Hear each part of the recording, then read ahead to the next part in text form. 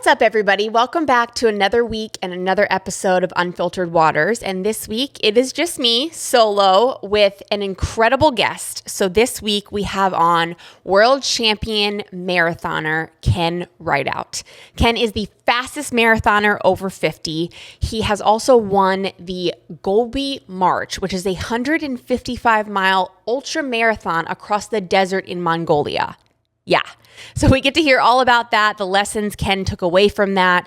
Ken has also overcome so much in his life. And I feel like he's been put in that fight or flight situation probably at least a dozen times, and he's always picked fight. Ken is a fighter. He has overcome addiction. He has overcome a really challenging childhood. He's overcome, business and ups and downs in his career. And I love that there's this combination between just life in sport. We talk a lot about his identity throughout his life, how he's managed really being defined as a runner, just Ken the runner later in life, and how he's really fought through that to feel like he's enough. And the thing I love most about Ken is he's so honest. He always is honest about how nervous and how much anxiety he has before races, before anything that's important. And I think athletes, that's so important for you to hear. I hear time and time again, people say like, oh my gosh, like it's crazy. You get nervous too, or you have anxiety here, or you have stress here. And it's like, we're all human beings, whether you're a runner, a swimmer, a mom, a business person. It doesn't matter. If you're attacking something in your life that matters so much to you and you care so much, you're going to have nerves. And I love how Ken phrases it and how he talks through really how he overcomes those nerves in order to be a champion and be successful. And he's got a book coming out, which I'll let him talk about in the episode. But I can't say enough awesome things. And really, athletes, anyone here listening or watching, really pay attention to how Ken goes about his mentality and his mindset. And again, as I say in the beginning of the episode, his will. He has this strong, strong will. You don't have to be the most talented, but if you give the most effort and have that just keep going attitude, you will be able to accomplish really great things. So I know you guys will love this episode. Without further ado, Ken Rideout. I can't tell you how many times as an Olympic athlete I get asked the same question over and over. And now it's the same answer over and over. And it is Creatures of Habit Meal 1 Protein-Packed Overnight Oats. They have 7 different flavors. If you're asking me mine, it's peanut butter banana, so delicious, but everyone has their favorite. It's also so convenient, and you're able to remain consistent when you're traveling, when you're on the road, because we all know consistency is everything. You can also be very confident that what you're putting in your body is optimal for fueling. So they've got prebiotics and probiotics mixed in. There's omega-3s, there's digestive enzymes, and most importantly, there's 30 grams of protein in there.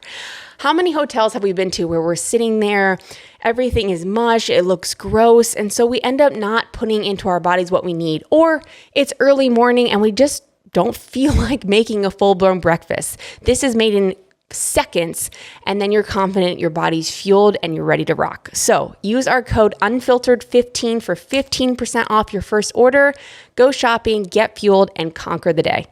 As an Olympic athlete, I've always had to be extremely picky and selective about what I'm putting in my body.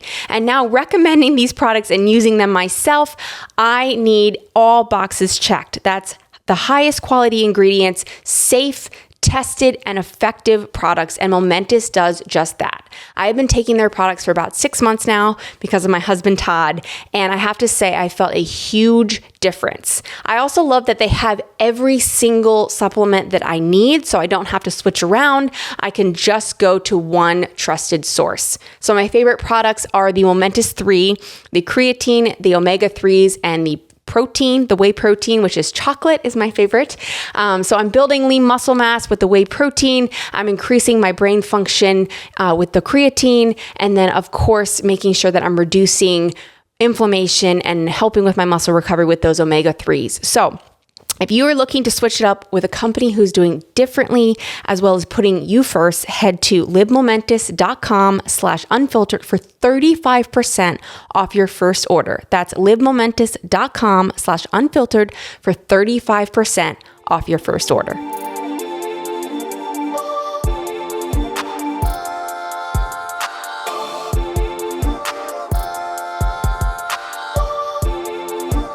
Rideout. Welcome to Unfiltered Waters. Thank you. I'm flattered to be here.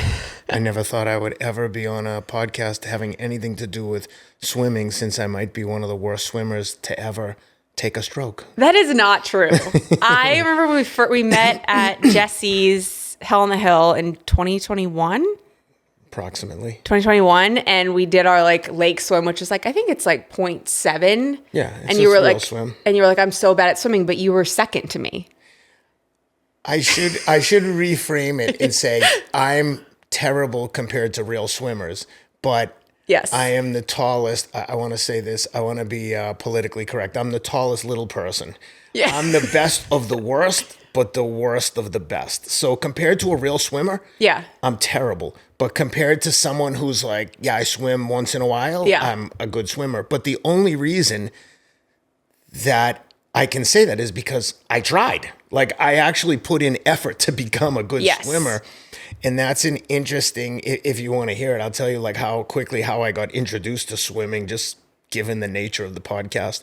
I wanted to do an Ironman, and I tell this only because people ask me when I talk about Ironman or triathlon in particular, how did you get into swimming? Because I had no swimming experience. I could swim if I fell out of a boat. I can swim back. You wouldn't drown. Right. Yeah, I wasn't a spaz. I knew how to swim, project swimming pool swim. I could dive off the diving board and get out of the pool. But when I decided I wanted to do a triathlon, and in particular an Ironman, I didn't know what to do. And unlike so many people that I know that want to read 20 books, consult the professionals, and figure out what should I do this? What should I do? I just went to the New York Athletic Club, jumped in the pool, and when I tell you there were Olympic swimmers in the lane next to me, I looked crazy. If I swam to one end, it's 25-yard pool. If I went down and back, I was completely winded. Every ounce of my body was ready to sink to the bottom. But I just jumped in, looked at the guy next to me, and I was like, hey, buddy, do me a favor. Watch me swim down and back and tell me what I'm doing wrong. And as soon as I asked for help, you know how it is. Yeah. If you see someone that's trying, you're like, okay, hey, first things first, try not to drown. Yeah. But they were literally hey, do this, do that. And then after they saw me come every single day after work at 5 o'clock with the same guys, I became their pet project. And people every day were like, all right, try this. Now try it with this pull buoy. Now try this. Yeah. And before you knew it, I could respectably swim relative to people who couldn't swim. Yeah. But I'd still get in the pool with these Olympic swimmers and feel like I'm doing a different sport. Yeah. But it was incredibly humbling, but nothing will make you appreciate how good someone is at their skill than when you're trying it for the first time. So when I see someone like you swim, I'm like, oh my God. And to you take it for granted. You're just like, yeah, I'm a swimmer. You do. That's what I do. Or it's the same thing if you go run with a real Olympic runner. You're like, how is that person the same species as me? How are they moving so much faster than me so efficiently? So that was my introduction to swimming. But I learned to love it. I hated it because I was terrible, but I really loved the beauty of watching someone like you swim, where I'm just like, oh, that's so graceful and smooth, and just watching you move through the water was. Even when we swam across the lake, and I was like, I'm going to swim on your feet. And every time I look up, I'm like, will you slow down? I was losing contact. I was trying to go slow. I know. But I think that's what I admire most about you is when I think of you, I think of will. You will yourself through any situation, any up, any down. And so that's a perfect example. You're like, I don't know how to swim. I'm just going to jump in and try it and not have an ego, push it aside. And it's funny, you answer that question the way I do. When people see me, they see me run the marathon, they saw me do squats, and people are like, you're so good. And I'm like, but not compared to the Olympians, not compared to you when you run. It's a positive and a negative to always compare yourself to the elite, but it's also, to me, it's your greatest asset. But that's what I don't understand is when people don't compare themselves to the greatest. If you're going to do something, wouldn't you want to be awesome at it? And I know that you have the same mindset. You're like, yeah, I ran a good marathon compared to some of my peers, but not compared to where I want to be. Not compared to Des Linden. Because you want to be the best. And it's I don't know. It's Maybe it's my own insecurities of not being naturally gifted at anything necessarily other than willpower, because that's the one thing that everyone can control. And what I preach to my children is I can't make you be the best player out there, and you can't make yourself be the best player out there. There are kids that are going to have more talent, but you can absolutely control who tries the hardest, and everyone can see it. Everyone knows the kid who's there the earliest, stays the latest, tries the hardest. That's free to everyone. Yeah. But it's so hard to do because so few people do it that it becomes novel. And everyone's like, oh, that guy, like you just said, he has will. But to me, I'm just surviving. I'm doing what the only thing I know how to do to be relevant is to like give them the best effort. Yeah. Well, I want to go back a little bit because as you said, we're kind of introducing you to our swim community, but I feel like you're saying that to your kids right now. Like, hey, it's all about your will. It's about being relentless. It's about trying. But I know for a fact that that wasn't happening in your childhood. So I don't think we have to go like all the way back. But I'm about to have a child. I'm hoping to have a child soon. How did you develop the will? And then how did you then keep it going even during like some really dark times in your life? To be honest with you, I developed the will as a way to overcome the darkness that I kind of plunged myself into as a child. I was just a normal kid playing sports. At the time, I probably thought I was better than I was, but in hindsight, I was like average at best. I went to a Division III college. I played football and hockey there. Honestly, I wasn't very good at either. I was good enough to be on the team, but for the football team in Division III, like if you could run from one end of the field to the other without falling down, like you were probably on the team. Yeah. But I played quarterback and I got in a little bit, but again, I wasn't really good on a relative basis. And that was fine. I didn't really have this like kind of the kind of killer instinct or the willpower that I have now. I developed that, which is something that if listeners take anything from this interview, it should be that the things that I've developed and the things that I've accomplished in my life weren't developed until I was probably late 30s, early 40s. I grew up in Boston, played football and hockey through college, went to New York, got into finance, had some very early success financially, and that created its own like world of challenges with fraud complex, imposter syndrome, and I very quickly developed a severe opioid addiction, and I spent 10 years addicted to prescription painkillers, just taking, 20 to 40 Percocets or OxyContin every single day for 10 years. And probably a year or two in, I realized, oh my God, I'm addicted to drugs. But just to give you an example of how hard it is to get off of these drugs, it took me 10 years of trial and error. And then finally, when I got married and we went to adopt my daughter, Tensei, from Ethiopia, I literally came to the conclusion that I either have to get sober or I'm going to commit suicide because I'm not going to live like this anymore. And it was as horrible as it sounds. And through that experience, I just developed this attitude of, yeah, I'd rather die than not have a fulfilling life and not leave a positive impact on someone, my children, my friends, whatever it is. I just didn't want to be mediocre anymore. And I had done it for so long and slipped through the cracks for so long that I just developed this mindset with, it wasn't intentional. I didn't set out like, I'm going to show everyone. I just literally decided, you know what?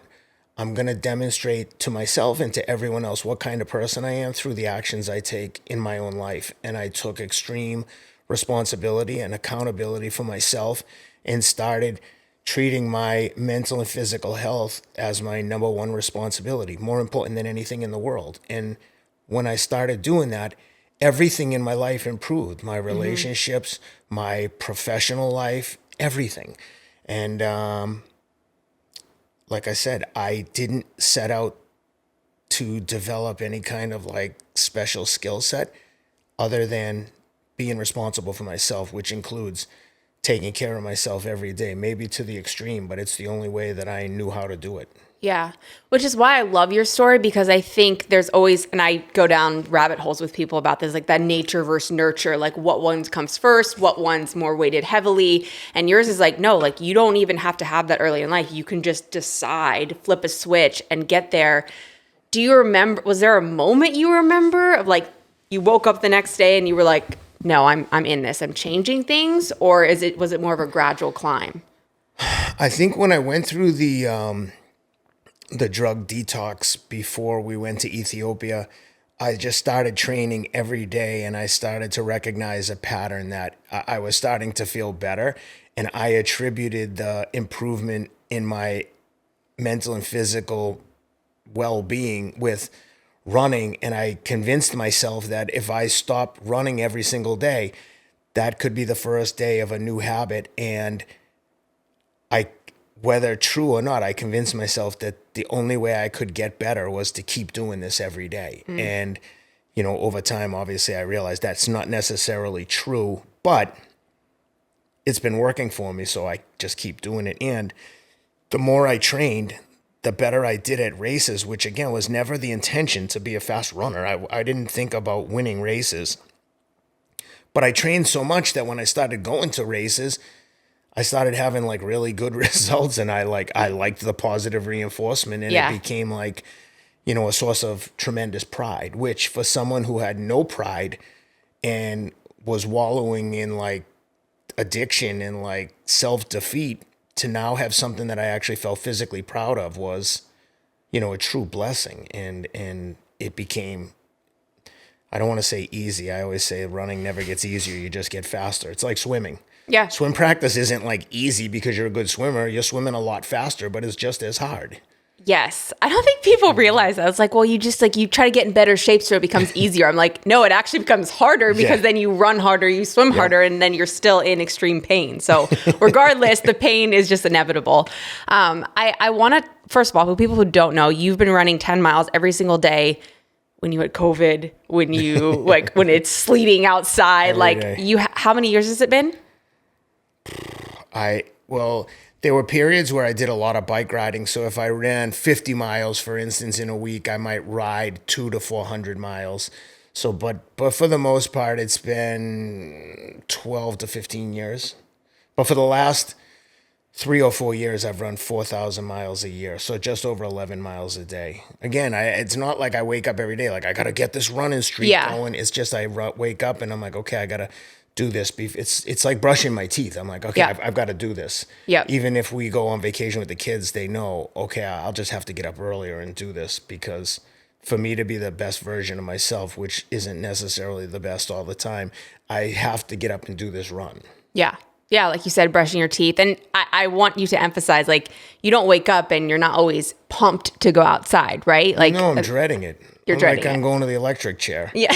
But I will say, as much as I'm dreading it, the thought of not doing it never even enters my mind. It would be like if you had swim practice. You don't entertain You would it. never be like, how can I skip practice?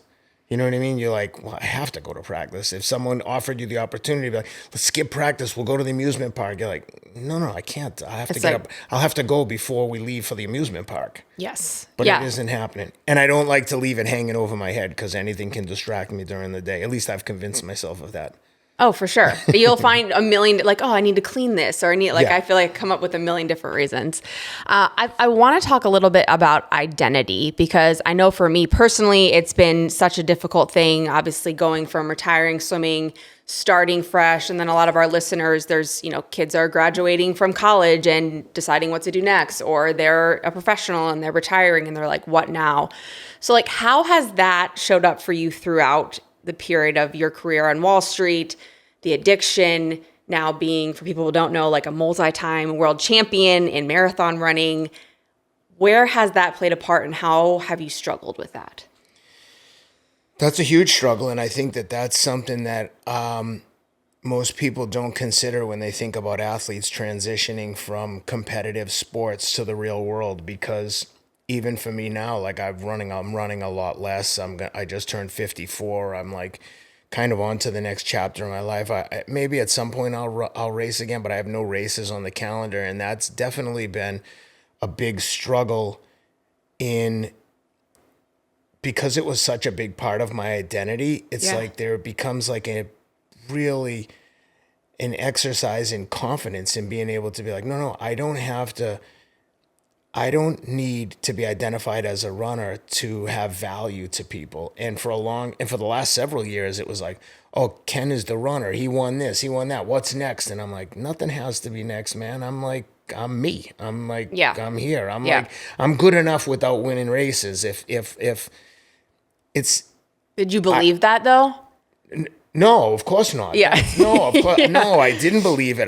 But I have made a conscious effort to be like, this is stupid. Like, number one, I'm not an Olympic athlete. I'm not a professional athlete. Like I said, I'm the tallest little person. I'm like the leader of like the Weekend Warriors. Okay, no. I'm not letting you say that. Like, if you like say you're 225, 228, that's elite in anyone's book. And to be doing that, I mean, that's world champion. So I'm going to say no, but continue.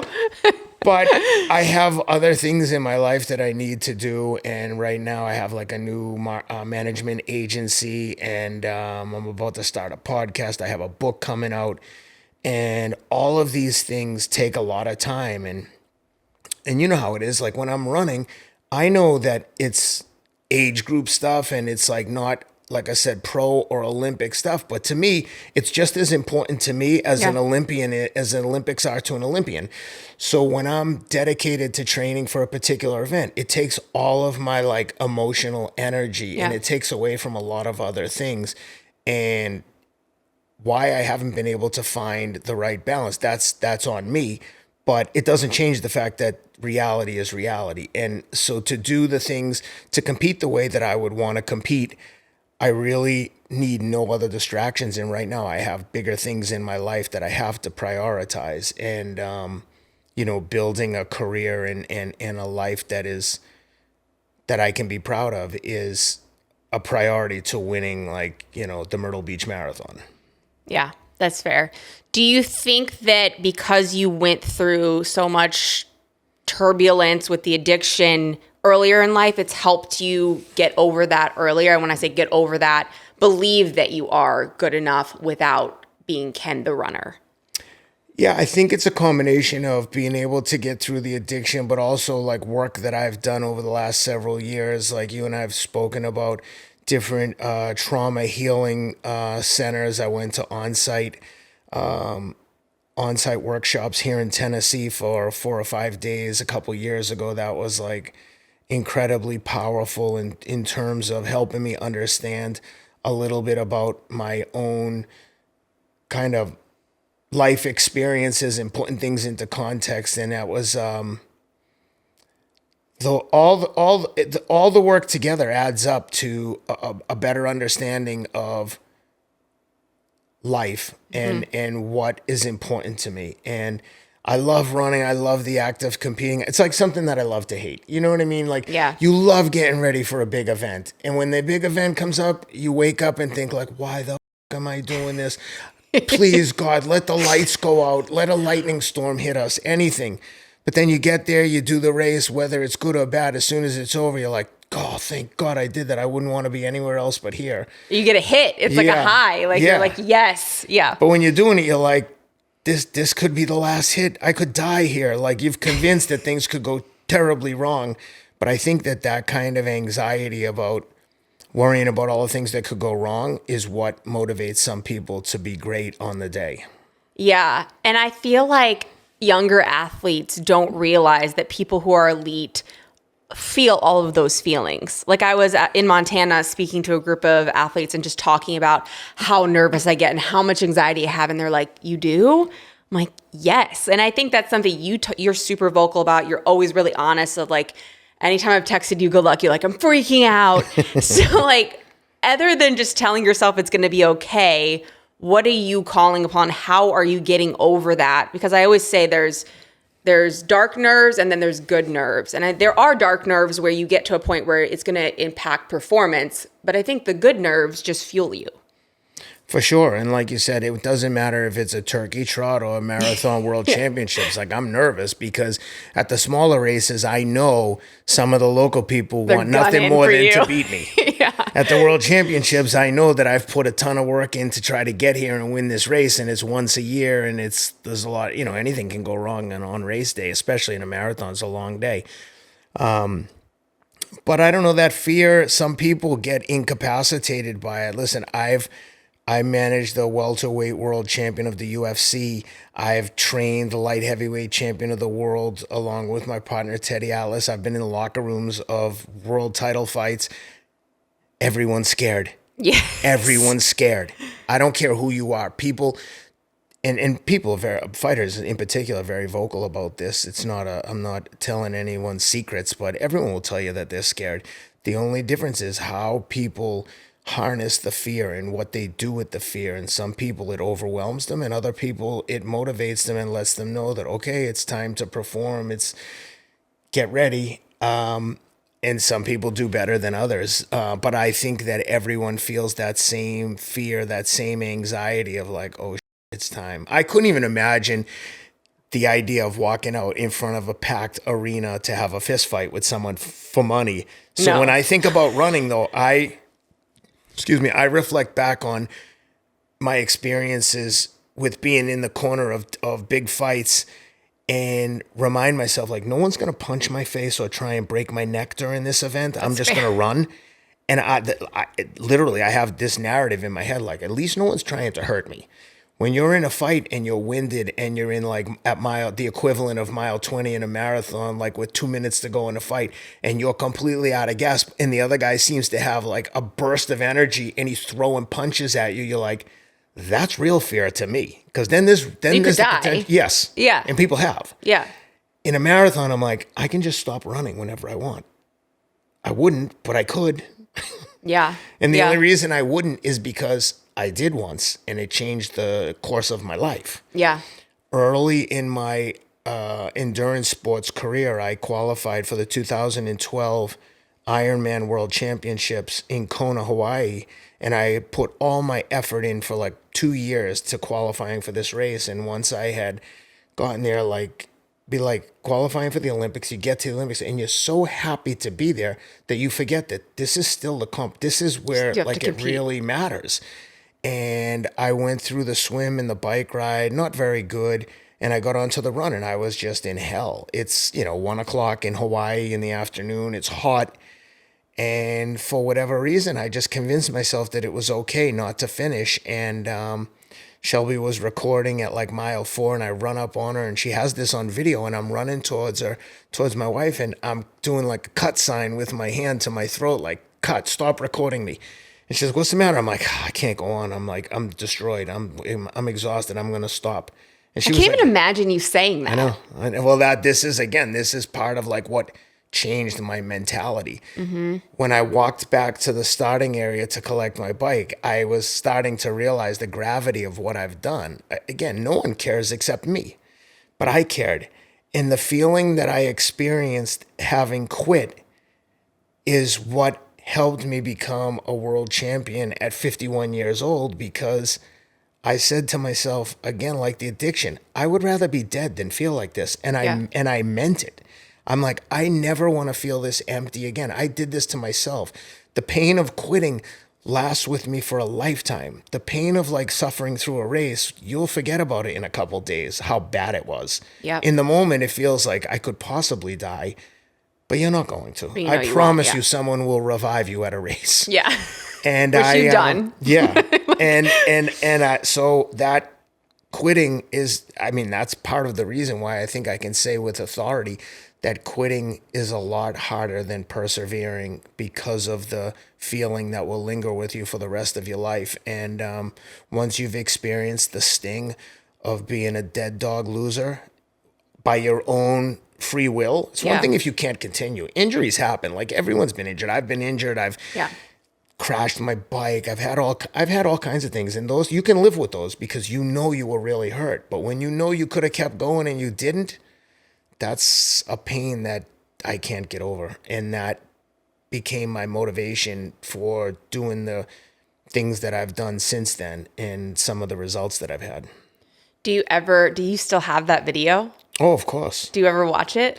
Sometimes it'll pop up. It's in like different reels that my video guy has made for me, and it's like, but it's a good reminder, and I think it's a good example for other people too, especially like even when you just said like, I can't imagine you quitting like that. I don't think a lot of people can, but it's important to remember that everyone is on their own journey, and you don't just like wake up and become good or have a strong mindset without trial and error. It took time to develop this, but if that's hopefully that's the takeaway that people will get from this is when I give talks and even in this discussion here, I genuinely hope that people look and say, if that idiot can do this, I can too, because I couldn't be any more average physically than anybody else. The only thing that I can control is my mindset, and look at what I've been able to do with this mindset in this very average body. Like there are people with like tremendous talent that just don't have the mindset to like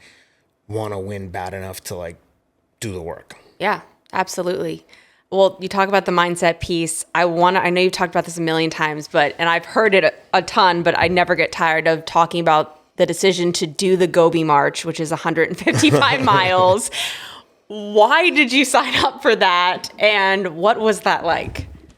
No, I think that's a very good and relevant story for this conversation, because that's another example of something that I was so scared. I mean, really scared to do. And I had a conversation with Scott DeRue, who at the time was the CEO at Equinox. He's now the CEO of Ironman. He was the dean of Michigan Business School, really nice guy. And he had gotten in touch with me about, he wanted to ask me some running questions as he was preparing for the Gobi March, which was a month away when we spoke. That's insane. Most people start marathon training for 26 miles like a year out. Yeah, so he was telling me, and I was like, what's this race you're doing? And I didn't have anything on the calendar. This was in probably, I want to say the race might have been in June of 23. So let's say this was in late April of 23. And I don't know why, but I just kind of blurted out like, dude, I bet I could kill everyone at that race. And he was like, are you crazy? Like, what do you know about ultra running? I'm like, I'd never run an ultra marathon. I had never done anything even close to this. And it's a self-supported 6-day stage race across the Gobi Desert. You have to carry all your food, everything you need except water. And they provide a tent, but a sleeping bag, a sleeping mat if you wanted one, which you definitely did. Like, it was crazy. So I didn't know I have no experience with camping. I have no experience with ultra marathon backpacking, but I had experience with suffering. And I was like, you know what? Yes, I could do more training, but at the end of the day, this is just a consistency exercise, and we're just going to run, 20, 30 miles every day with a 50-miler mixed in. What could the other people in the race have done that I haven't done over the last several years? So, again, I hope when people listen to this, they look and say, that idiot won that race. What can I do? I can win Leadville. I can win Badwater. You should think that, because if I did get an Olympic trials cut, yes. 100%. Yes. So I reached out to the race director, and at that point I had won a few races, so I had like some media coverage in the Wall Street Journal, the New York Times, and the race director was happy to have me and was like, yeah, we can get you. And it was sold out. And she's like, it's in 4 weeks. Are you sure? And I'm like, it's in Mongolia. You need to fly over here. And I reached out to a few sponsors like Athletic Brewing, who's been an incredible partner to me. Bill Schufelt over there is just the nicest guy in the world, the CEO and founder of Athletic Brewing. Those guys support everything that I do. And obviously, being a sober guy, it's been a blessing to be involved with such a great company. I just can't say enough good things about them. And they were like, yeah, we'll support you. We'll help you with that. And next thing you know, I've got a ticket to Ulaanbaatar, Mongolia. So I'm going from Nashville to Atlanta to Seoul, South Korea, to Ulaanbaatar. Then a 2-hour taxi ride into the middle of Ulaanbaatar, which I had never even heard of until I booked the ticket. And then I get to the hotel and they were like, your hotel room isn't ready. It's like 5 o'clock in the afternoon. I've been flying for 30 hours. I'm like, come on. They're like, we do have a suite that was for a honeymoon suite, but the wedding was canceled. Like, that's bad I'm luck, like, first "What?" of all. So I go, I'll take it. And I go into the room and literally I have a picture of it. So funny. The room is decorated with like heart balloons, Like rose petals. everything, the whole thing. Oh my God. It was crazy. I was like, okay, this is funny. So then we get up the next morning and we drive out to the desert. And, it's funny. I think I told you this once before. I was so nervous building up to this. I was like, why did I do this? I Remember you literally was like texting me. dreading it, like I'm going to the electric chair. When I walked onto the airplane in Nashville, like I felt something shift in my brain where I was like, oh, hell no, I'm killing everybody. I literally convinced myself that this was like a special operations military mission. I know it wasn't, but that's what I convinced myself. And when I got there, I mean, people were friendly enough. I was talking to Scott the first day we were having lunch, and there was a photographer there, and he came and sat down with us, and I'm asking the guy questions like, hey, is there anyone at this race who's won these events before? And he's like, oh yeah, there's a Swiss guy here. He's awesome.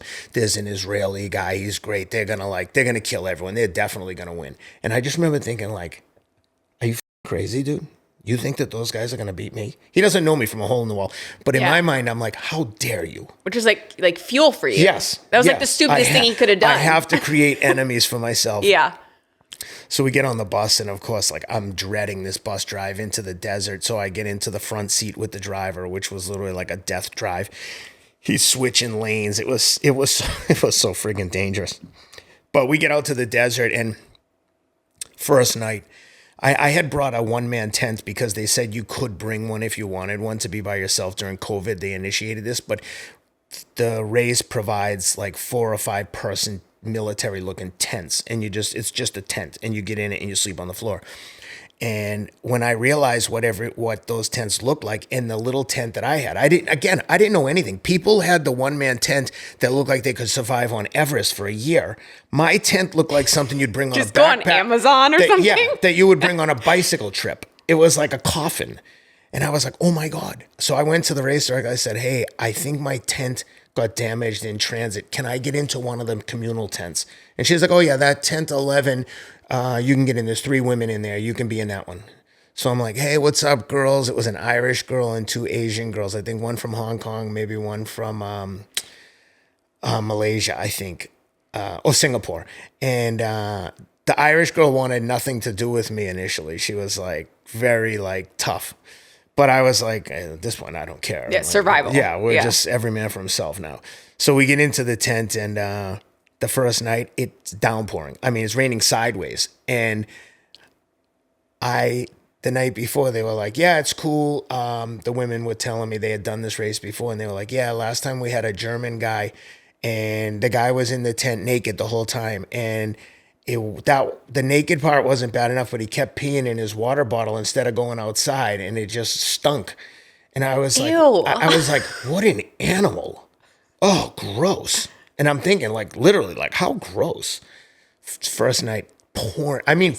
So you're like, the water bottle's looking good. It's pitch black. I take the water bottle, get near the door, pee in the water bottle, and then chuck it out the door. And in the morning I rinse it out. But I was like, literally, we haven't even started the race yet. I'm like, what the F am I doing here? This sucks. This is not I don't like this at all. There's nothing enjoyable. So we get up the first day, and it's just, of course, first day, everyone goes out super hard, including me. And I end up getting 4th place. And I'm like, I can't believe how bad I got beat today.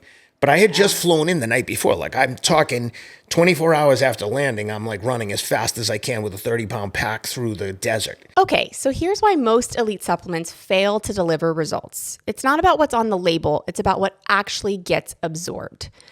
Many athletes invest thousands in premium blends and athlete-grade products, but despite that, their blood work often shows nutrient deficiencies. The real issue is bioavailability. If your body cannot absorb what you're taking, it doesn't matter how advanced it looks on paper. And I can speak to this firsthand. As an Olympic level athlete, I'd try out tons of powders and pills and recovery systems that looked really promising on paper. But when my blood work came back, the results were super underwhelming and I was frustrated. The truth about most of these products is that they aren't absorbed properly. And without absorption, nothing else matters. IM8 fixes this with a single research-backed solution, Daily Ultimate Essentials. It replaces up to 16 separate products with 92 high-impact nutrients in one powerful, great-tasting drink. Let me say this again. Great-tasting drink. It's like apple juice. Built for absorption, not marketing. IM8 uses nutrient forms your body actually recognizes and absorbs. And this is not another brand with flashy packaging. IM8 is co-founded by David Beckham and backed by a scientific advisory board that includes experts from NASA, the Mayo Clinic, Cedars-Sinai, and Yale. If you're serious about results, stop wasting money on supplements your body cannot absorb. Switch to IM8, 1 scoop a day, 92 nutrients built for performance, backed by science. Sleep is the foundation of our health, but as we all know, sometimes life gets in the way. It's hard to fall asleep or stay asleep, or you just wake up not feeling your best, super groggy and tired. Dream Recovery's mission from the very start has been to provide products that help do just that. Wake up ready to fight and conquer the day. They've designed high-quality mouth tape as well as dream strips. They've got their blue light blocking glasses, sleep masks, all products designed to help you sleep your very best. I want to talk about the Dream Strips today. So they've got, of course, their mouth tape. They've got their Dream Tape Plus. But I know so many people I hear are so nervous when they hear the word mouth tape, taping your mouth at night. The Dream Strips are an amazing gateway to get you used to having something on your mouth. It's just a singular vertical strip over your lips. It's not scary, and I can say from my personal experience, I was really scared to try it. And now, for the last year, I cannot go without it. I fall asleep faster. My nervous system relaxes because I'm breathing through my nose, as we all should, and I wake up feeling awesome no matter what. I know Todd was like, his sleep is so jacked up. There was no sleep. I mean, when I tell you I did not sleep the first 2 nights, it was a mess. And then after the first day of racing, that night I did get a little bit of sleep. I mean, I never got in the green on the whoop strap, but I was doing better the second night. So, and after the first day, I'm just completely depleted and destroyed. I'm like, I got trounced and I'm exhausted. I'm carrying this backpack. So the second day I said, I'm just going to pace myself. And I just went out at a comfortable pace. The Israeli and the Swiss guy came in first and second. They were awesome, really nice guys, but serious, like mountaineer type, endurance, like ultra guys, little guys. And they had the smallest back. I don't even know how they had their food in there. I'm like, it doesn't make sense. My backpack is twice the size and I have just enough food. How heavy was your backpack on day one? Like 25 pounds. Okay. So and theirs were like 15 pounds on day one. And I'm like, I don't understand. Like, we have the same exact things, allegedly. Like, there were definitely people that didn't have enough food and they were getting food from either from people volunteering at the race, but typically not the people who are competing to win. But there was an awesome group of Italian guys and one of their sons was volunteering. And I know that guy was carrying food for them because one day they're like, Ken, you want some cheese? They pulled out like a Parmesan wheel. I was like, dude, what? I'm like, you have a block of Parmesan in your backpack? Also, who wants to eat that in the middle of running? We were so hungry, you would have eaten anything. Everything was just freeze dried, like meals ready to eat, like military stuff. Then the next day, they have pulled out a little bottle of olive oil in a glass bottle, like a little mini olive oil. I'm like, you're like looking for wine coming out next. 100%. They had everything, but they weren't trying to necessarily win. They were just there to have fun. So it was funny. The people were so awesome. And so the second day we go out and I let them get ahead of me and I just stay steady. And eventually I run up on them and run right past them by myself. And I'm trucking and eventually I can't even see anyone behind me. And right as I'm like a few miles to go, I get lazy, not paying attention, and I trip and fall. And I destroy my arm is gushing blood. My backpack, the strap rips off the bag, destroyed. It was so heavy. So I limp into the camp. I win by 8 minutes, but I had lost 12 minutes the first day. So I'm still down in the race. After the second day, I'm in second place. And I'm like, my backpack is jacked. What am I going to do now? I borrowed some sutures from the medical thing. I tried to sew it. They blew right out as soon as the third day start, the straps ripped apart again. And I basically just, there was a loose end on the backpack and the actual strap. And I tied it together in a knot for day 3 and it held, but there was no way it was going to make it the rest of the day. And at the end of day 3, which was like all sand dunes, a woman dropped out and she agreed to let me use her backpack, and I gave her mine and she gave me hers. But of course, it's a women's pack. It doesn't fit me. Yeah. So when I tell you, like, the chafing around my waist, my shoulders, my neck was just like raw, like probably needed stitches in some places. It was just bleeding everywhere. It was so incredibly painful. Plus, it's banging on my back. So my back almost had like a compartment syndrome. It was like all swollen down the like length of my back, like on either side of my spine. I was a mess. But I was literally like, well, I'm here. And if you drop out, there's no way to get back. You have to stay with the traveling caravan because we're in the middle of nowhere. Like, at one point a couple years before, a guy died, and the only way they could get his body out of the sand dunes was to get one of the nomads, one of the Mongolians that live out in the field, in the like wilderness, with a camel to get him. Yeah, it was crazy. So it's just like, I mean, your famous phrase of ER or PR, it was truly that. I mean, it was you're in it or you're... You could get hurt. Like, yeah. This was, like, I remember multiple times saying to the race director, like, you could never have this race in the United States. Yeah. At one point, we're climbing up like a rock wall, like literally like scaling a mountain on hands and knees. And I'm like, someone's going to die. If you fall here, you're dead. Literally. And it was... There were a lot of moments like that where I was like, I can't believe that someone is putting this race on and accepting this responsibility. The situation, running through like dirty ass rivers, sand dunes for like 3 or 4 hours. So going into the 4th day, I was in 2nd place to the Swiss guy. And on the 4th day, it was a 50-mile stage. And we took off running. I felt really good. And at one point, I used one of Jesse Itzler or Chad Wright's lines. I said to the Israeli guy, I was like, hey, David, did I ever tell you that I never get tired? And literally, like, within 2 or 3 minutes, I looked back and he was walking. So now it was just me and the Swiss guy. He was probably like mind blown. Oh, like, yeah. What? Yeah. He was a super nice guy, like an Israeli military guy. So now it's me and the Swiss guy, and we're alone on the 50-mile march. So we're walking the uphills and then really running hard on the downhills and flats. And eventually at like 35 miles, he started to fall apart. But again, we're in the desert and there's like a kind of a little bit of camaraderie, and we're together. And it's like the checkpoints are like every 9 miles. So you didn't really want to like leave each other there. I mean, it was a race, but we were still like... I wasn't going to run away from him. Yeah. And now he started to suffer. So now I was like, we were in it together. So we get water at every checkpoint. So at like in between the checkpoints, so like 4 miles out from one and 5 miles for the other, he's out of water.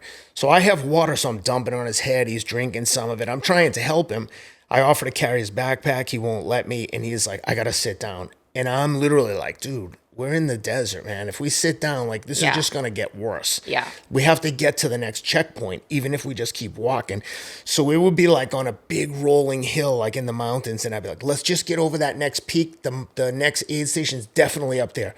We'd get up there and you couldn't even see it for like 4 miles. He just kept doing that. And eventually he's like, I can't do it. And so he's sitting and I'm waiting. We probably wasted like 45 minutes of like standing still. Now we're in a race, so there's other people. Was your just anxiety like raising every minute? So I was like, I was like, well, I can't leave him. So it's like, at some point, I just accepted it that some point someone's going to run past us.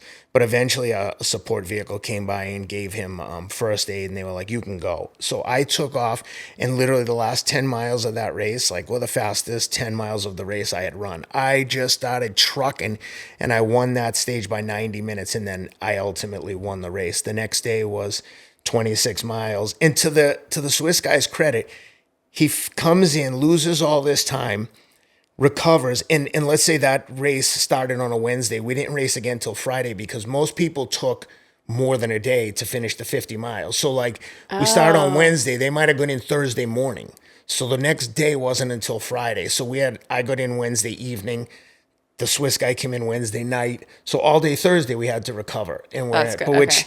which sucked because I was like, I don't want to hang out here for a whole day. Like, let's just get this over with. Yeah. Yeah. So then on Friday, it was a 26.2 mile stage through like, it looked like Switzerland. The terrain was constantly changing. I have awesome videos running through a pasture with like wild horses and rainstorms. And then we get into like a mountainous region that looked like Switzerland. It was like lush with like pine trees.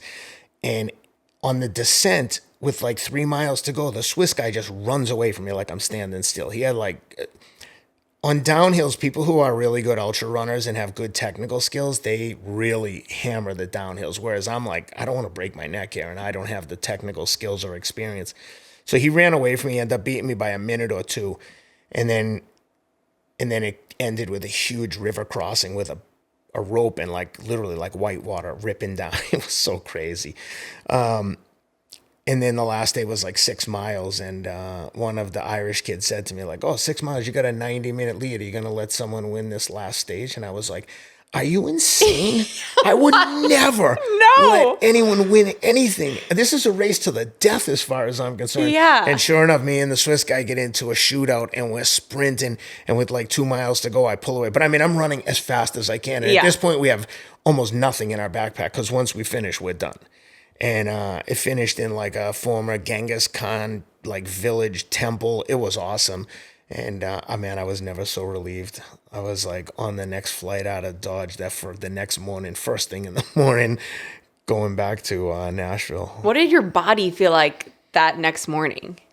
Like compared to after a marathon? I was so happy that it was over. I think that kind of like helped some of the pain dissipate, but I felt completely drained and destroyed. It took me months to feel normal again. Yeah. But the best thing for me after a hard event like that is to keep moving. So before I got on the plane the next day, I got up super early and ran like 5K in Ulaanbaatar just to move my body because it was so sore. I was so swollen everywhere. My feet, my back, I had chafing everywhere.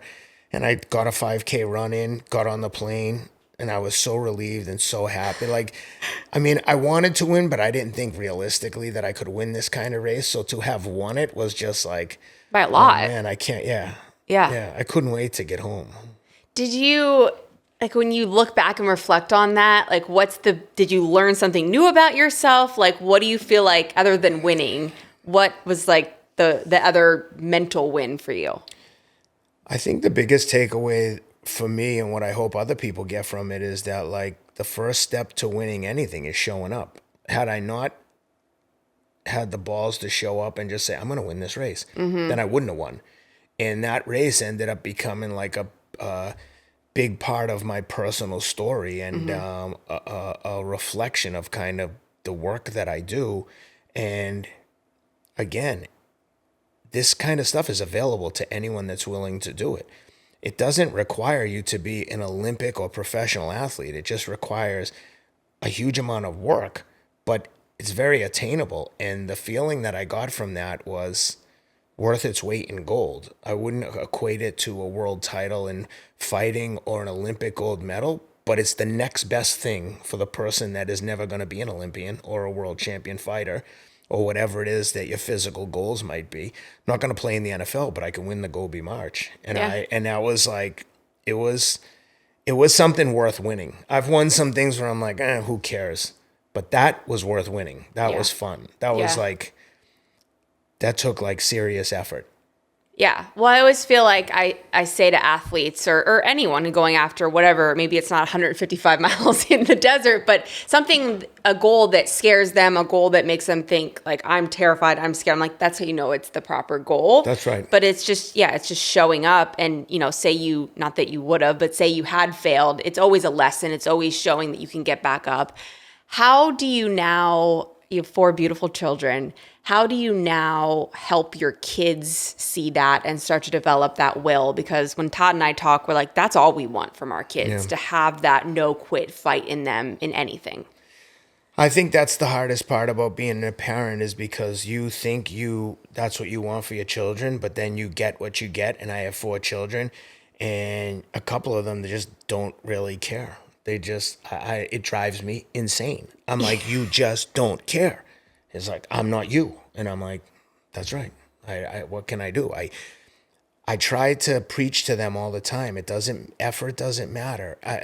Talent doesn't matter. Being good doesn't matter, but effort matters. It's everything. It says everything about you. Do you want to be the kid who's just out there who really, it's obvious that you don't care if you play or not, and you don't, in one ear, out the other. Do you think it's what they're doing? Do you know what I mean? Like for you, it's running or it's like, I guess you are like that with anything that you do, but do you think that you would, maybe a really hard question to answer, do you think that you would be like that regardless of what you do? Or do you think like running and business taught you that? Those things, running in business taught me that because I realized I was never going to slip through the cracks. I was not going to get by on talent. Like if I didn't do something drastic and dramatic, like I said, I didn't like learn to behave like this until I was like probably 40 years old. So there is a chance that that my kids will learn this because I wasn't like this as a child. I was much more, but I had like, as a young child, I was physically ahead of others. And then eventually in high school, like they caught up to me and I became very average. So like I said, it's one of those things that I struggle with the most is trying to motivate the kids without being a lunatic sports dad. That's my worst fear, is to be like one of those parents that looks like he's living vicariously through his children. Yeah. Nothing is more disgusting. I've had some experiences with my children where, the parents, the dads are the coaches, especially in football. And I'm like, this guy is only the coach so that he can guarantee his son plays. And the son stinks, which is fine, but he plays the whole game and I try not to get involved, and then I just sit there and watch my kids like not play as much. And if they stink, they stink. I'd be the first one to say it. But like my youngest one in particular, he's good. He's good at everything. He wrestles, he does jiu-jitsu, he plays tackle football. He hustles, he's got a great attitude. And when I see him like kind of get not as much playing time as the coach's kids, I would never say anything, but it drives me insane. And I just say to the other parents out there, like, everyone can see what you're doing. Like, you look crazy. If your kid is awesome, like, it will be so obvious. Like, LeBron James, they never had to tell anyone how good he was. Like, you could look at that guy play for 2 seconds and be like, okay, he's special. Yeah. And, it's just, I don't know. I have such a hard time watching the dads coach. It's painful. And look, I mean, credit to them for going down there and volunteering. I give credit where credit is due. But if you're only coaching so that you can guarantee that your son gets some playing time, and you have delusions of grandeur and thinks that this kid's going to like the NFL and he throws like he's got a sock on his hand, like, enough. Like, take a break, dude. How do you help your kids when you see them fail? I think that's my greatest fear, knowing what failure feels like. How do you show up? That's a good question, and that's one where I really get to talk a lot with the youngest about it, because especially when you wrestle and do jiu-jitsu, the only way you get better is to lose a lot, right? In jiu-jitsu in particular, you're constantly like rolling with people that are better and getting submitted. And the only thing that I talk to him about ever, I try not to talk to him about ability. I try to make it all about effort. And, in jiu-jitsu, it's a lot of technique. So I try to keep everything as positive as possible. The problem for me is when I see a total lack of effort, that I have a complete meltdown, and I'm like, do you think you were trying? Yeah. Like, tell me the truth. Were you trying? Because if that was trying, like, I don't know, I must be the crazy one. Maybe I'm crazy. Maybe I am. Do you think you were trying hard? Because it didn't look like you were. And what does he say? They gaslight. They get angry at me. Yeah, see, that I'm so terrified, because Todd and I talk about that. We're like, all we want is effort, but they're kids, right? They're different styles. Like, I was a psychopath when I was 9 years old. There was never a time where I wasn't, but my brother took time to develop. So we have a lot of parents that listen. We're looking to be parents soon, and so I always love, coming from someone who is so intense like I am. Like, how do you balance that? But I know that I'm intense too, so I try desperately not to put that on the kids. And what you don't expect before you have kids, and what you come to realize is they have their own personalities, and they Yes. talk back, and they have attitude, and they'll be like, I don't care. I don't even want to play then. And it's like a fine line because you don't want to alienate them. So I try not to make it about berating. I mean, look, if there's a lack of effort and I'm like, dude, you're embarrassing yourself, like with that kind of effort. I know you're not trying, and the coach knows you're not trying. And like Cameron gets pouty. So like the little one, if he strikes out, he'll start pouting, and I'll go over and I'll be like, dude, get it together. Shut up, Dad. And it's like, I'm like, well, he's lost for this game because he hasn't been able to, at this stage of his life, pull it back together.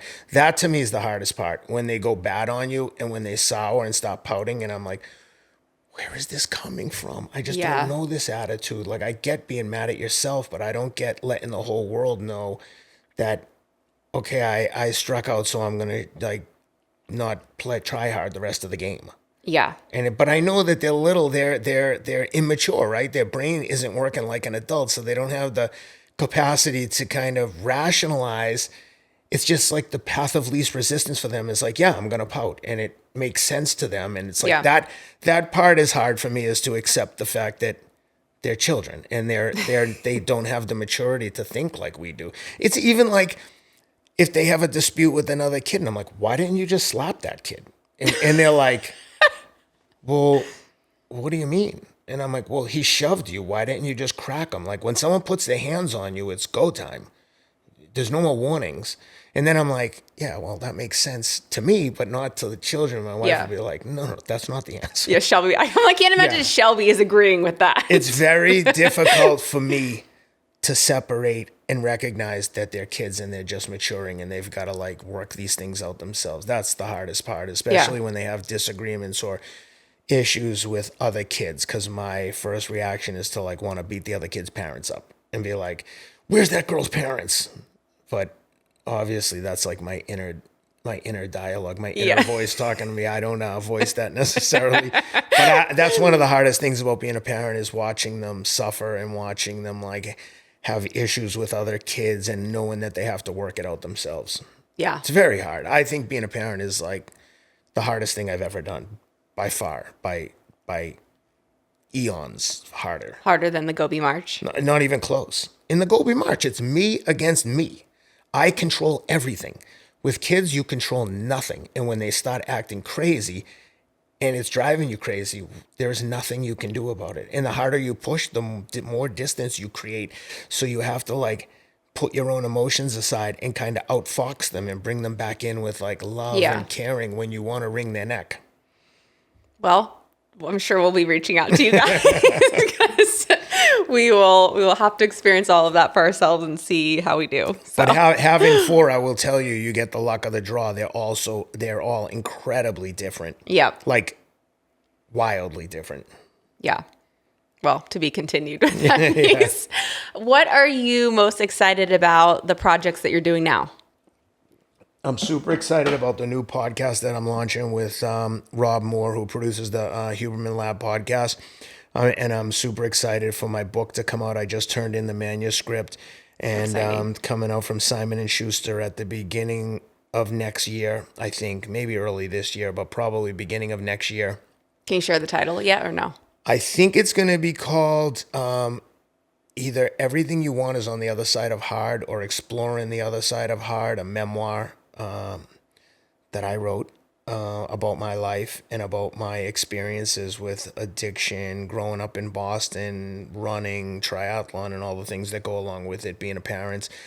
And basically, it's a reflection of the fact that all the things that you want to do, whether it's launch your own podcast, your own business, go to the Olympics, it's all on the other side of hard. Oh, that sounds really hard. Well, of course it is, because if it wasn't hard, every idiot under the sun would do it. Facts. So everything that you want involves getting past hard. Yeah. And hard is all relative. It's like, whatever you think is true. If you think this is super hard and like unbearable, then it is. But if you think it's very attainable and you can do this, then that's true too. Yep. And I believe that wholeheartedly, that like whatever you think, it's true, including what you think of yourself. I mean, your life is an example of that. So 100%. Yeah. I could have gone in a million different directions. I have a brother who's 11 months younger than me, who's a career criminal, in and out of prison. Matter of fact, he was an inmate in the prison where I was a guard, along with my stepfather. We grew up with the same circumstances, same house. I just decided, even at a young age, I was like, this is not a life for me. I'm going to get out of here. I'm going to go to New York and like figure it out. yeah. And just jumped into the deep end. But even now, when I look back on it now, like, what the hell did I think I was going to do moving to New York? I didn't know. When I tell you I knew nothing, like, I mean, I was dressed like a lunatic. I had like a lime green suit. Stop. I had like wingtip walking shoes from Rockport that I thought were like the coolest things ever that like a grandfather would wear. But Yeah. I was just like, oh yeah, these are dress shoes. They're black leather dress shoes. And I figured out so much of this stuff on the fly that it was crazy. I was like a sponge. Yeah. But I adapted quickly. And if I've been good at anything, it's like adapting and absorbing information and like kind of taking on, like with swimming. Yeah. I could just look, and within a few months, I knew like what was acceptable and appropriate. Like, no, I'm not going to swim with anything other than a Speedo. And it drives me nuts when I see new guys get into swimming and they've got either got a loose fitting suit or they've got the jammers, like, you know, because they don't want to wear a Speedo. And I'm like, dude, would you show up and shoot baskets in Timberlands? Cut the and get a Speedo on. It's Agreed. like the first time I rode a bike. I had a sleeveless t-shirt, a hat on backwards, gym shorts. Within 2 weeks, I had the whole friggin' costume on and looked like I was racing in the Tour. Yeah. And now it's like, you know, bike snobs. Like, you would never show up with the socks not the right length. Everything would be perfect. Like with swimming. Yeah. What goggles do you have? Oh, look at this guy's got a friggin' swim mask on. Thank you. The swim mask. I'm like, can you please just at least look like you know how to swim? Because whenever I see that, I'm like, you suck at swimming. Yep. Like, out of the gate. And that's one thing that I was good at, is really picking up. Like, I was super observant. And the same thing with fashion. Even when I first met Shelby, I was like, wow, you were really so put together, but I couldn't believe you had on Payless shoes. And she was like, how'd you know they were Payless shoes? And I was like, that's a good question. I don't know how I knew, but I can recognize like different brands. And I'm not like a label whore by any means. Yeah. But I just recognized everything and appreciated nice stuff. And one of my really good friends from like early days in New York is Tom Brown, who went on to become like, I mean, one of the most famous designers in the world. I think he dressed like 30 people at the Met Gala in the last day or two.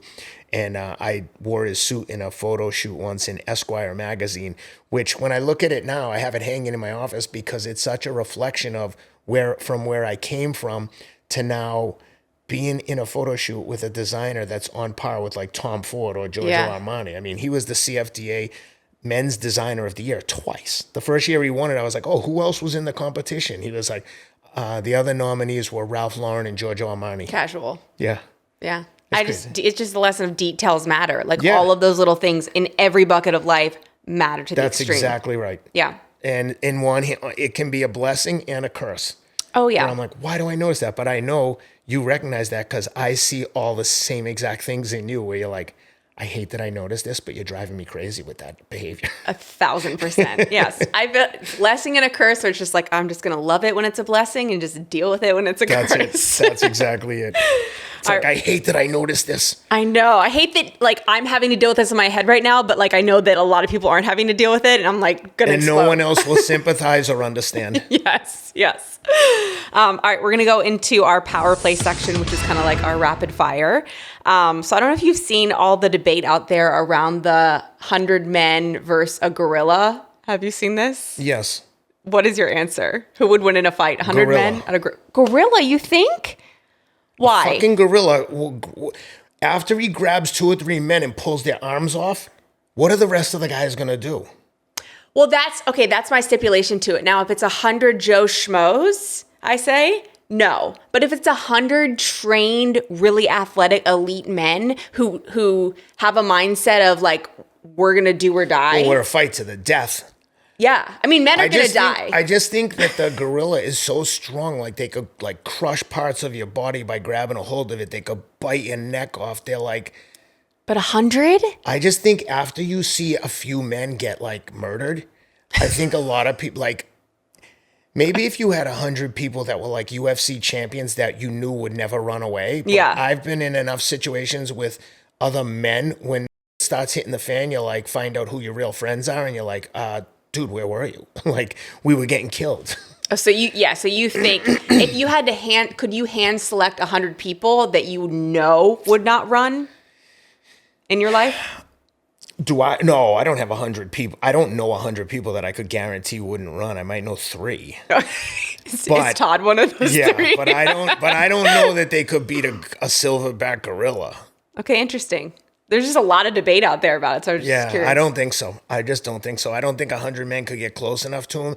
And every time someone gets close, they'll like the gorilla will break the neck. Yeah, I guess I didn't really consider like the mental piece of like not all these men are going to want to die for this. No. Yeah. And have you ever seen how strong a gorilla is? Oh, I know. Oh. It's insane. It's insane.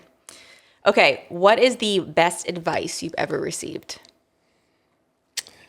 It's not that exciting. I would guess it would just be keep going. Yeah. You know that expression, like, you didn't come this far to just come this far. It's like, there's no other choice. Like sometimes when Shelby and I will have disagreements or we'll be going through a hard period, either in our relationship or with anything to do. I just had like a oral surgery. I fractured a tooth, had it pulled out, and I was like, I do not want to do this. I don't want to go for this surgery. Yeah. But the answer is, well, just keep going. Yep. There's no other choice. And I think that's the same kind of mantra they repeat in recovery is like, you're going to have good days and you're going to have bad days. You have to just keep going. Yeah. It's simple, but to me, that's the best advice you can give anyone. Yeah. When you're going through hell, keep going. Yep. It will end. Yep. It always does. Yeah. Well, to me, that's also why people stop is because they don't have this belief that it does have an expiration date. It will end. It won't keep being hell for the rest of your life. But if you just wake up and do the right things, it will eventually turn itself around. Yeah, I agree. Okay, what is the most, like in football, they say chippy, like where people kind of elbowing. Yeah. What's the most chippy thing you've ever done in a race? Oh my God, so many things. What's one you're willing to share? I was running the Boston Marathon, and it's funny, I did an interview with Sidious Magazine, which is like a famous track publication. And they knew this story. And I was like, you heard this story? I was running the Boston Marathon, and there was a guy ahead of me in a tracksmith suit. I don't know if this is the chippiest, but it's just like, I think of this as chippy. And he was getting a bottle of water from someone on the side of the road, which technically you're not supposed to do. Certainly if you're winning. I mean, we're in the Boston Marathon. We were like, I ran 2:30. So we were like probably 100th place. But we were in a little group of like 4 people. And he got some water from someone on the side of the road in a water bottle, which is valuable because then you can get a really good sip. Yeah. It's not a cup Not spill. the little flimsy cups. So I was like, hey, Tracksmith, when you're done with that, give it to me. And he started trying to tell me what was in it. I was like, don't worry about it. Whatever, it's good. If it's good for you, it's good for me. And he gave it to me, and I drank it, and then we all had some of it, and then I threw it down. And the guy, Chris from Sidious, was asking, but I'm like, oh my God, you know that story? They go, yeah. They thought it was crazy that you would ask a stranger for their water bottle. And I was like, well, how strange? Like, if you're going to get some, I'll have some of that too. Yeah. But I mean, there's been other things where I'm like, take off in like a 10K race on 4th of July, and like people are like bouncing into you, and I've like, forearm shivered someone to like, give me some space. Dude. Yeah. Matter of fact, I ran the Austin Half Marathon in January, and it was competitive. I ran like 110 high or 111 low.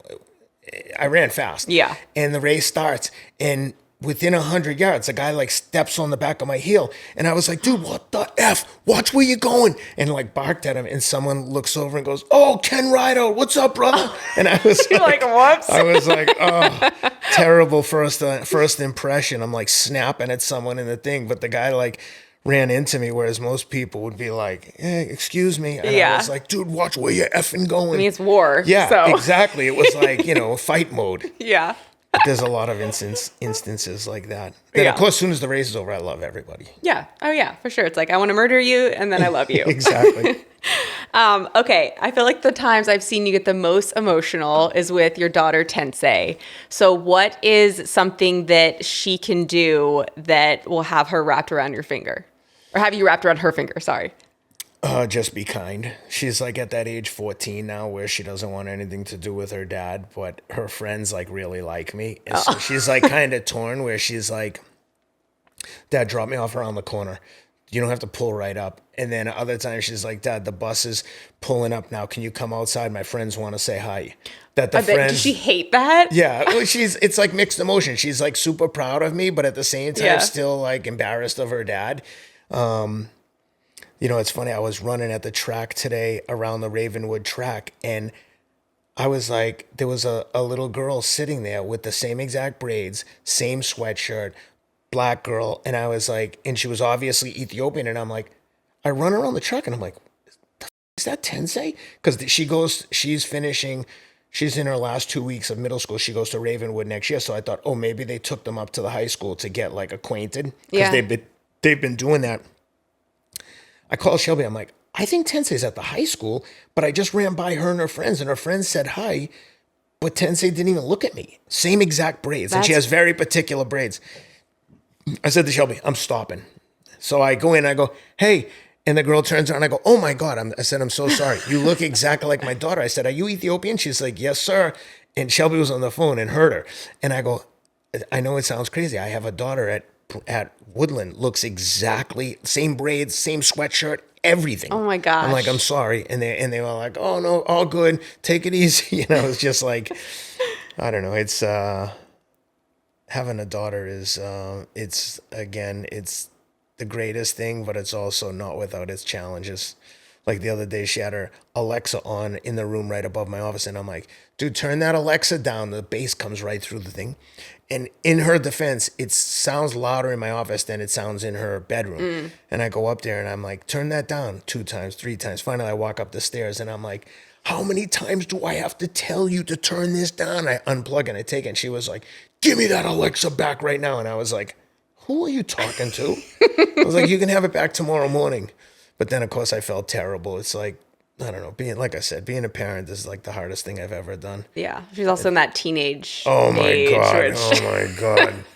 Just like overnight, she goes from like, Dad, can I snuggle with you and watch the fights? To like, I'm not sitting on the bed with you. I'm like, oh my God. Yeah, you're just starting too. No, I think I'm hoping that we come out on the other side and she gets back to being affectionate, but She will. she's definitely at that point now where she's like, Dad, I'm not holding your hand. Yeah.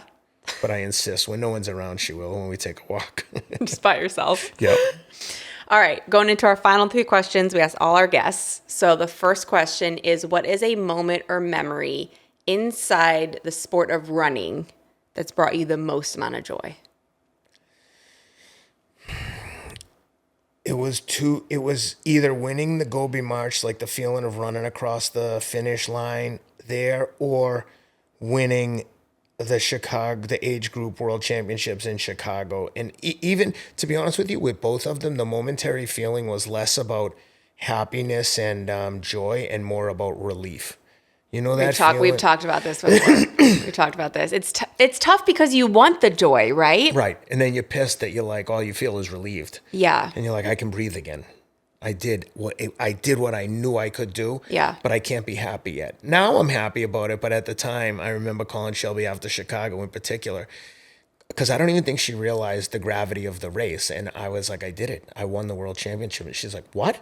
She's like, I didn't know that, that it's like a race within the race. So at the Chicago Marathon in 23, each age group was, whoever won the age group was the age group world champion. Yeah. And you had to qualify to get into that field. And I don't think I had harped on it to her, but I knew what it was. And when I won, I was just like, yeah, I did it. And she was like, oh my God. And then she started crying and was like, how happy are you? I was like, I'm just relieved. I'm so happy it's over. Like, I wanted this so badly. And the crazy thing is the 2 guys who came in second or third had both run more than 5 minutes faster than me within the year. They were both better. And like at 3 mile mark, this Australian kid who I wasn't even aware of, Australian guy, ran past me so fast that I was like, well, I'm screwed. And we had numbers on the front and back, so I knew he was in my age group. And I started on the start line. So as he ran by me, I'm like, oh, I'm going to get second. This sucks. And he was going so fast that I was like, yeah, I can't run with him at 3 miles. He's running like 5:10 pace. I'm running 5:30.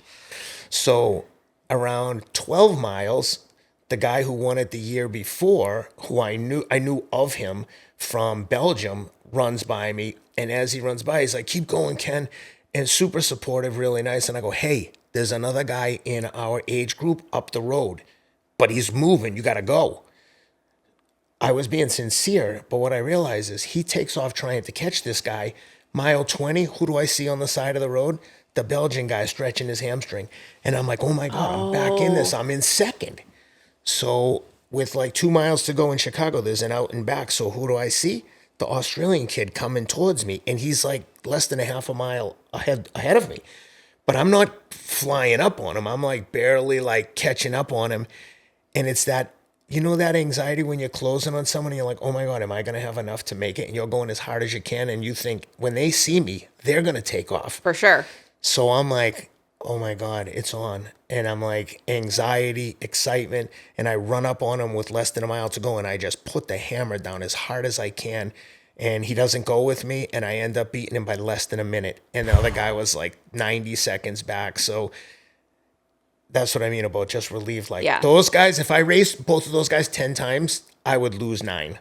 But on that day, I didn't. And it was like, I don't know that I could ever beat them again.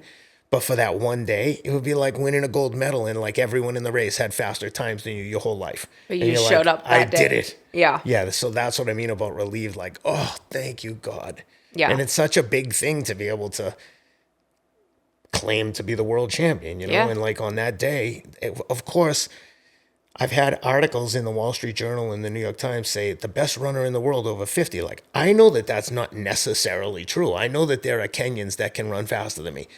But on race day, in the race that mattered, I won. I mean, that's literally what matters. So, That's it. Yeah. Right. All right. So same question. What's a moment or memory outside of sport, running, that brings you the most amount of joy? Well, it would be it would be like getting married and having my kids. Like when you have kids, I mean, you're going to see it's like whether it's adoption or biological, it's the same exact emotion. When they handed us Tensei, it was the same feeling as when they handed us our biological kids. It's just like fucking head explodes. It's the greatest. It's the greatest. And, you know, several months later, you're like, oh my God, this is so much responsibility. I can't believe God gave this to me. Like, Yeah. what am I doing? I don't know what I'm doing. But you figure it out. You figure it out. Yeah. Everybody does. Yeah. All right. Last question. What is a word that inspires you or motivates you or just encompasses who you want to be? Consistency. It's just boring, like consistency. Yeah. It's just, there's nothing sexy about consistency, but without consistency, you don't get to be great. You don't get to be a champion. And consistency has changed the course of my life for the better exponentially.